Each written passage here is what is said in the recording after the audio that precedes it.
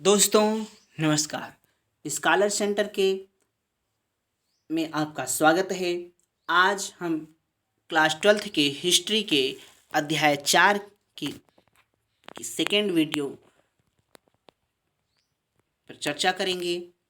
बुद्ध की शिक्षाएं। बुद्ध की शिक्षाओं को सुत्त पिटक में दी गई कहानियों के आधार पर पुनर्निर्मित किया गया है। हालांकि कुछ कहानियों में उनकी अलौकिक शक्तियों का वर्णन है, दूसरी कथाएं दिखाती हैं कि अलौकिक शक्तियों की बजाय बुद्ध ने लोगों को विवेक और तर्क के आधार पर समझाने का प्रयास किया। उदाहरण के लिए, जब एक मरे हुए बच्चे की शोकमग्न माँ बुद्ध के पास आई तो उन्होंने बच्चे को जीवित करने के बजाय उस महिला को मृत्यु के अवश्यंभावी होने की बात समझाई। ये कथाएं आम जनता की भाषा में रची गई थीं, जिससे उन्हें आसानी से समझा जा सकता था। बौद्ध दर्शन के अनुसार विश्व अनित्य है और लगातार बदल रहा है। यह आत्मा विहीन है क्योंकि यहाँ कुछ भी स्थायी या शाश्वत नहीं है। इस क्षणभंगुर दुनिया में दुख मनुष्य के जीवन का अंतर्निहित तत्व है। घोर तपस्या और विषयासक्ति के बीच मध्यम मार्ग अपनाकर मनुष्य दुनिया के दुखों से मुक्ति पा सकता है। बौद्ध धर्म की प्रारंभिक परंपराओं में भगवान का होना या न होना अप्रासंगिक था। व्यवहार में बौद्ध धर्म सुत्त पिटक से लिए गए इस उद्धरण में बुद्ध सिगल नाम से एक अमीर गृहपति को सलाह दे रहे हैं। मालिक को अपने नौकरों और कर्मचारियों की 5 तरह से देखभाल करनी चाहिए। उनकी क्षमता के अनुसार उन्हें काम देकर, उन्हें भोजन और मजदूरी देकर, बीमार पड़ने पर उनकी परिचर्या करके, उनके साथ सुस्वादु भोजन बांटकर और समय समय पर उन्हें छुट्टी देकर। कुछ कुल के लोगों को 5 तरह से श्रमणों, जिन्होंने सांसारिक जीवन को त्याग दिया है, और ब्राह्मणों की देखभाल करनी चाहिए। कर्म, वचन और मन के अनुराग द्वारा उनके स्वागत में हमेशा घर खुले रखकर और उनकी दिन प्रतिदिन की ज़रूरतों की पूर्ति करके। सिगल को माता पिता, शिक्षक और पत्नी के साथ व्यवहार के लिए भी ऐसे ही उपदेश दिए गए हैं। बुद्ध मानते थे कि समाज का निर्माण इंसानों ने किया था, न कि ईश्वर ने। इसीलिए उन्होंने राजाओं, गृहपतियों को दयावान और आचारवान होने की सलाह दी। ऐसा माना जाता था कि व्यक्तिगत प्रयास से सामाजिक परिवेश को बदला जा सकता है। तभी तो कहते हैं अपदीपो भव। बुद्ध ने जन्म मृत्यु के चक्र से मुक्ति, आत्मज्ञान और निर्वाण के लिए व्यक्ति केंद्रित हस्तक्षेप और सम्यक कर्म की कल्पना की। निर्वाण का मतलब था अहम और इच्छा का खत्म हो जाना, जिससे गृह त्याग करने वालों को के दुख के चक्र का अंत हो सकता था। बौद्ध परंपरा के अनुसार अपने शिष्यों के लिए उनका अंतिम निर्देश था, तुम सब अपने लिए खुद ही ज्योति बनो, क्योंकि तुम्हें खुद की ही अपनी मुक्ति का रास्ता ढूंढना है। बुद्ध के अनुयायी धीरे धीरे बुद्ध के शिष्यों का दल तैयार हो गया, इसलिए उन्होंने संघ की स्थापना की। ऐसे भिक्षुओं की एक संस्था जो धम्म के शिक्षक बन गए। ये श्रमण एक सादा जीवन बिताते थे। उनके पास जीवन यापन के लिए अत्यावश्यक चीज़ों के अलावा कुछ नहीं होता था, जैसे कि दिन में एक बार उपासकों से भोजन दान पाने के लिए वे एक कटोरा रखते थे। चूँकि वे दान पर निर्भर थे, इसलिए उन्हें भिक्षु कहा जाता था। शुरू में सिर्फ पुरुष ही संघ में सम्मिलित हो सकते थे। बाद में महिलाओं को भी अनुमति मिली। बौद्ध ग्रंथों के अनुसार बुद्ध के प्रिय शिष्य आनंद ने बुद्ध को समझाकर महिलाओं के संघ में आने की अनुमति प्राप्त की। बुद्ध की उपमाता महाप्रजाति गौतमी संघ में आने वाली पहली भिक्षुणी बनी। कई स्त्रियां जो संघ में आईं वे धम्म की उपदेशिकाएं बन गईं। आगे चलकर वे थेरी बनी, जिसका मतलब है ऐसी महिलाएं जिन्होंने निर्वाण प्राप्त कर लिया हो। बुद्ध के अनुयायी कई सामाजिक वर्गों से आए। इनमें राजा, धनवान, गृहपति और सामान्य जन, कर्मकार, दास, शिल्पी सभी शामिल थे। एक बार संघ में आ जाने पर सभी को बराबर माना जाता था, क्योंकि भिक्षु और भिक्षुनी बनने पर उन्हें अपनी पुरानी पहचान को त्याग देना पड़ता था। संघ की संचालन पद्धति गणों और संघों की परंपरा पर आधारित थी। इसके तहत लोग बातचीत के माध्यम से एक मत होने की कोशिश करते थे। अगर यह संभव नहीं होता था तो मतदान द्वारा निर्णय लिया जाता था।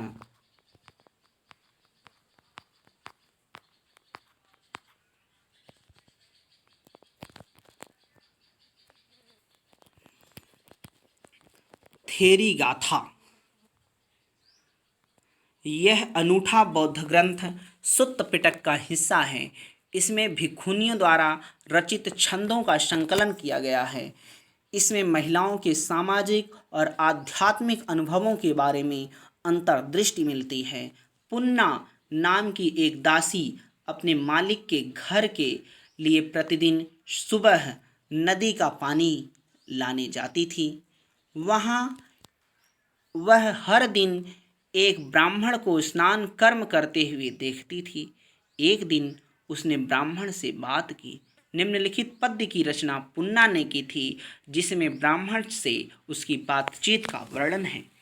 मैं जल ले जाने वाली हूँ, कितनी भी ठंड हो मुझे पानी में उतरना ही है, सजा के डर से या ऊंचे घराने की स्त्रियों के कटु वाक्यों के डर से। हे ब्राह्मण, तुम्हें किसका डर है जिससे तुम जल में उतरते हो, जबकि तुम्हारे अंग ठंड से कांप रहे हैं। ब्राह्मण बोले, मैं बुराई रोकने के लिए अच्छाई कर रहा हूँ। बूढ़ा या बच्चा जिसने भी कुछ बुरा किया हो, जल में स्नान करके मुक्त हो जाता है। पुन्ना ने कहा, यह किसने कहा है कि पानी में नहाने से बुराई से मुक्ति मिलती है? वैसा हो तो सारे मेढक और कछुए स्वर्ग जाएंगे, साथ में पानी के सांप और मगरमच्छ भी। इसके बदले में वे कर्म न करें जिनका डर आपको पानी की ओर खींचता है। हे ब्राह्मण, अब तो रुक जाओ, अपने शरीर को ठंड से बचाओ। भिक्षुओं और भिक्षुनियों के लिए नियम। ये नियम विनय पिटक में मिलते हैं। जब कोई भिक्षु या एक नया कंबल या गलीचा बनाएगा तो उसे इसका उपयोग कम से कम 6 वर्षों तक करना पड़ेगा। यदि 6 वर्ष से कम अवधि में वह बिना भिक्षुओं की अनुमति के एक नया कंबल या गलीचा बनवाता है तो चाहे उसने अपने पुराने कंबल गलीचे को छोड़ दिया हो या नहीं, नया कंबल या गलीचा उससे ले लिया जाएगा और इसके लिए उसे अपराध स्वीकरण करना होगा। यदि कोई भिक्षु किसी गृहस्थ के घर जाता है तो और उसे टिकिया या पके अनाज का भोजन दिया जाता है तो यदि उसे इच्छा हो तो वह 2 से 3 कटोरा भर ही स्वीकार कर सकता है। यदि वह इससे ज़्यादा स्वीकार करता है तो अपने अपराध स्वीकार करना होगा। 2 या 3 कटोरे पकवान स्वीकार करने के बाद उसे इन्हें अन्य भिक्षुओं के साथ बांटना होगा। यही सम्यक आचरण है।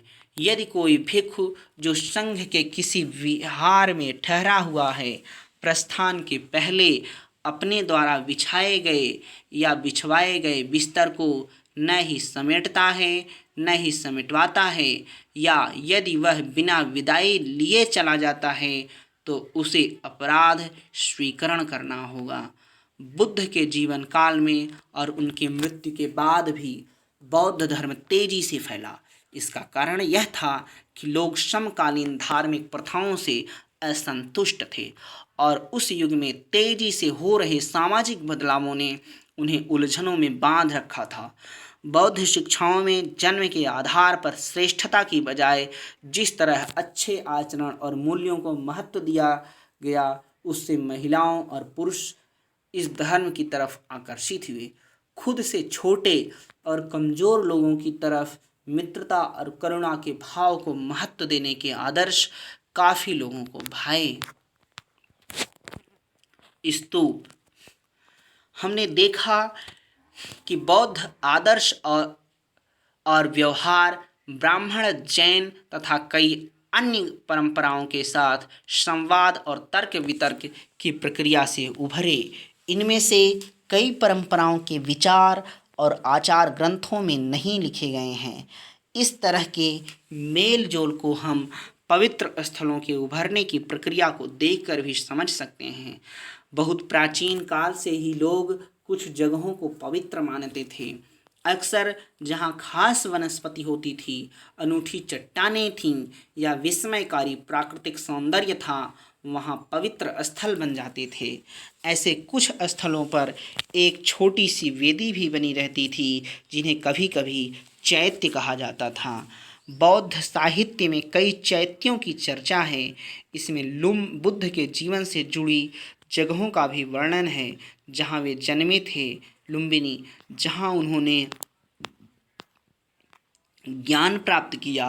बोध गया और उन्होंने प्रथम उपदेश दिया। सारनाथ, और जहाँ उन्होंने निब्बान प्राप्त किया। कुशीनगर। धीरे धीरे ये सारी जगहें पवित्र स्थल बन गईं। हमें यह मालूम है कि बुद्ध के समय से लगभग 200 वर्षों बाद अशोक ने लुम्बिनी की अपनी यात्रा की याद में एक स्तंभ बनवाए।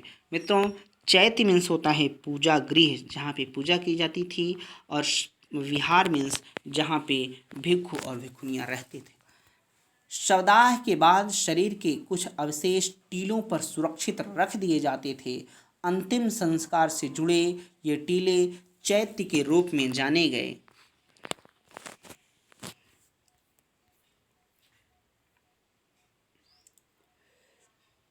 स्तूप क्यों बनाए जाते थे?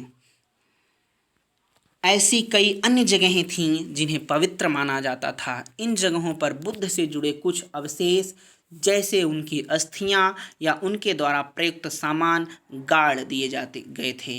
इन टीलों को स्तूप कहते थे। स्तूप बनाने की परंपरा बुद्ध से पहले की रही होगी, लेकिन वह बौद्ध धर्म से जुड़ गई। चूँकि उनमें ऐसे अवशेष रहते थे जिन्हें पवित्र समझा जाता था, इसलिए समूचे स्तूप को ही बुद्ध और बौद्ध धर्म के प्रतीक के रूप में प्रतिष्ठा मिली। अशोकावदान नामक एक बौद्ध ग्रंथ के अनुसार अशोक ने बुद्ध के अवशेषों के हिस्से पर हर महत्वपूर्ण शहर में बांटकर उनके ऊपर स्तूप बनाने का आदेश दिया। ईसा पूर्व 2री सदी तक भरहुत, सांची, सारनाथ जैसी जगहों पर स्तूप बनाए जा चुके थे। स्तूप क्यों बनाए जाते थे? यह उदाहरण महापरिनिर्वाण सुत्त से लिया गया है, जो सुत्त पिटक का हिस्सा है। परिनिर्वाण से पूर्व आनंद ने पूछा, भगवान तथा हम तथागत बुद्ध का दूसरा नाम के अवशेषों का क्या करेंगे? भगवान, हम तथागत के अवशेषों का क्या करेंगे? बुद्ध ने कहा, तथागत के अवशेषों को विशेष आदर देकर खुद को मत रोको। धर्मोत्साही बनो, अपनी भलाई के लिए प्रयास करो। लेकिन विशेष आग्रह करने पर बुद्ध बोले, उन्हें तथागत के लिए 4 महापथों के चौक पर धूप स्तूप का पाली रूप बनाना चाहिए। जो भी वहाँ धूप या माला चढ़ाएगा, या वहाँ सिर नवाएगा, या वहाँ पर हृदय में शांति लाएगा, उन सब के लिए वह चिरकाल तक सुख और आनंद का कारण बनेगा। स्तूप की संरचना। स्तूप संस्कृत अर्थ टीला का जन्म एक गोलार्ध लिए हुए मिट्टी के टीले से हुआ, जिसे बाद में अंड कहा गया। धीरे धीरे इसकी रचना ज़्यादा जटिल हो गई, जिसमें कई चौकोर और गोल आकारों का संतुलन बनाया गया। अंड के ऊपर एक हर्मिका होती थी। यह छज्जे जैसा ढांचा देवताओं के घर का प्रतीक था। हर्मिका से एक मस्तूल निकलता था जिसे यष्टि कहते थे, जिस पर अक्सर एक छतरी लगी होती थी। टीले के चारों ओर एक वेदिका होती थी जो पवित्र स्थल को सामान्य दुनिया से अलग करती थी। सांची और भौरहुत के प्रारंभिक स्तूप बिना अलंकरण के हैं, सिवाय इसके लिए उनमें पत्थर की वेदिकाएं और तोरण द्वार हैं। ये पत्थर की वेदिकाएं किसी बांस के या काठ के घेरे के समान थीं और चारों दिशाओं में खड़े तोरण द्वार पर खूब नक्काशी की गई थी। उपासक पूर्वी तोरण द्वार से प्रवेश करके टीले को दाईं तरफ रखते हुए दक्षिणावर्त परिक्रमा करते थे, मानो वे अवकाश में सूर्य के पथ का अनुकरण कर रहे हों। बाद में स्तूप के टीले पर भी अलंकरण और नक्काशी की जाने लगी। अमरावती और पेशावर में शाह जी की ढेरी में स्तूपों में ताख और मूर्तियां उत्कीर्ण करने की कला के काफ़ी उदाहरण मिलते हैं। स्तूपों की खोज, अमरावती और सांची की नियति। जैसा कि हमने देखा, हर स्तूप का अपना इतिहास है। कुछ इतिहास हमें बताते हैं कि वे कैसे बने, साथ साथ इनकी खोज का भी इतिहास है। अब हम इनकी खोज के इतिहास पर एक नज़र डालें। 1796 में एक स्थानीय राजा को जो मंदिर बनाना चाहते थे, अचानक अमरावती के स्तूप के अवशेष मिल गए। उन्होंने उसके पत्थरों के इस्तेमाल करने का निश्चय किया। उन्हें ऐसा लगा कि इस छोटी सी पहाड़ी में संभवतः कोई खजाना छुपा हो। कुछ वर्षों के बाद कॉलिन मैकेंजी नामक एक अंग्रेज अधिकारी इस इलाके से गुजरे, लेकिन हालांकि उन्होंने कई मूर्तियां पाईं और उनका विस्तृत चित्रांकन भी किया, लेकिन उनकी रिपोर्टें कभी छपी नहीं।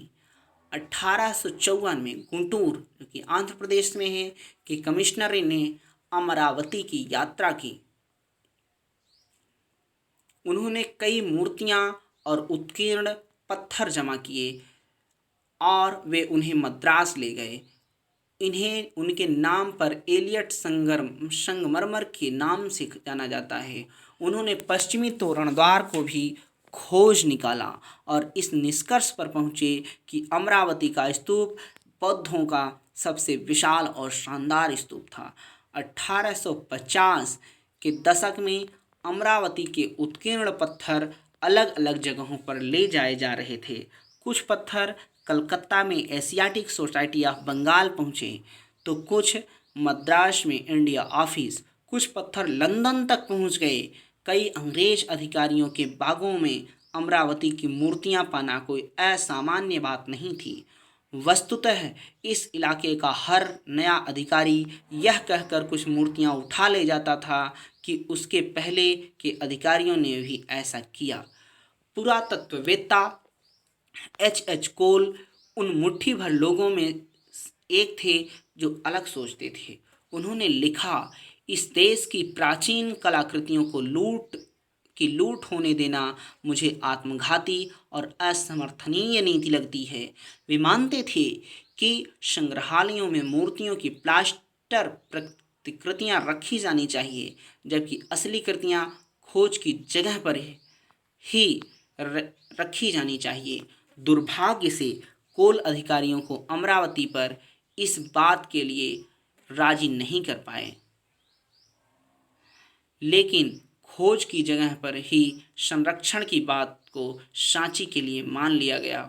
सांची क्यों बच गया जबकि अमरावती नष्ट हो गया? शायद अमरावती की खोज थोड़ी पहले हो गई थी। तब तक विद्वान इस बात के महत्व को नहीं समझ पाए थे कि किसी पुरातात्विक अवशेष को उठाकर ले जाने की बजाय खोज की जगह पर संरक्षित करना कितना महत्वपूर्ण था।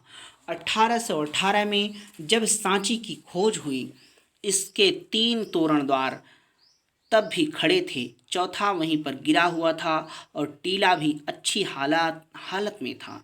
तब भी यह सुझाव आया कि तोरण द्वारों को पेरिस या लंदन भेज दिया जाए। अंततः कई कारणों से सांची का स्तूप वहीं बना रहा और आज भी बना हुआ है, जबकि अमरावती का महाचैत्य अब सिर्फ एक छोटा सा टीला जिसका सारा गौरव नष्ट हो चुका है। यहाँ पे आप चित्र में देख सकते हैं तोरण का हिस्सा। क्या आपको ऐसा लगता है कि सांची के तक्षक पटचित्र को खुलते हुए दर्शाना चाह रहे थे? ये तक्षक मीन्स होता है और तोरण मीन्स होता है द्वार, गेट। और ये खूबसूरत सा पिक्चर आप देख सकते हैं। सांची का पूर्वी तोरण द्वार सजीव मूर्तियों से सुसज्जित है।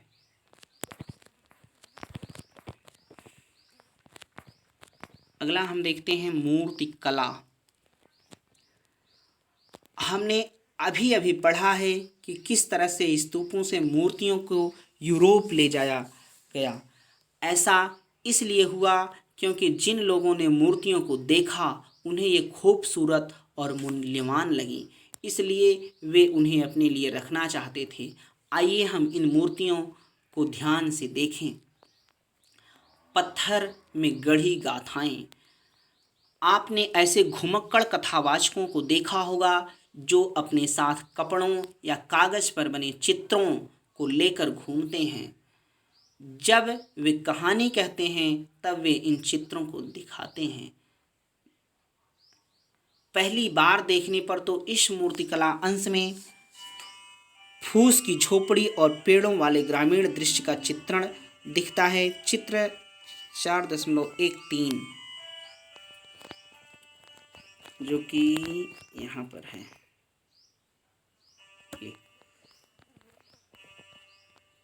परंतु वे कला इतिहासकार जिन्होंने सांची की इस मूर्तिकला का गहराई से अध्ययन किया, इसे वेशांतर जातक से लिया गया एक दृश्य बताते हैं। यह कहानी एक ऐसे दानी राजकुमार के बारे में है जिसने अपना सब कुछ एक ब्राह्मण को सौंप दिया और स्वयं अपनी पत्नी और बच्चों के साथ जंगल में रहने चला गया। जैसा कि इस उदाहरण से स्पष्ट है, अक्सर इतिहासकार किसी मूर्तिकला की व्याख्या लिखित साक्ष्यों के साथ तुलना के द्वारा करते हैं। उपासना के प्रतीक। बौद्ध मूर्तिकला को समझने के लिए कला इतिहासकारों को बुद्ध के चरित्र लेखन के बारे में समझ बनानी पड़ी। बौद्ध चरित्र लेखन के अनुसार एक वृक्ष के नीचे ध्यान करते हुए बुद्ध को ज्ञान प्राप्ति हुई। कई प्रारंभिक मूर्तिकारों ने बुद्ध को मानव रूप में न दिखाकर उनकी उपस्थिति प्रतीकों के माध्यम से दर्शाने का प्रयास किया। उदाहरणतः रिक्त स्थान चित्र 4.14 में देख सकते हैं।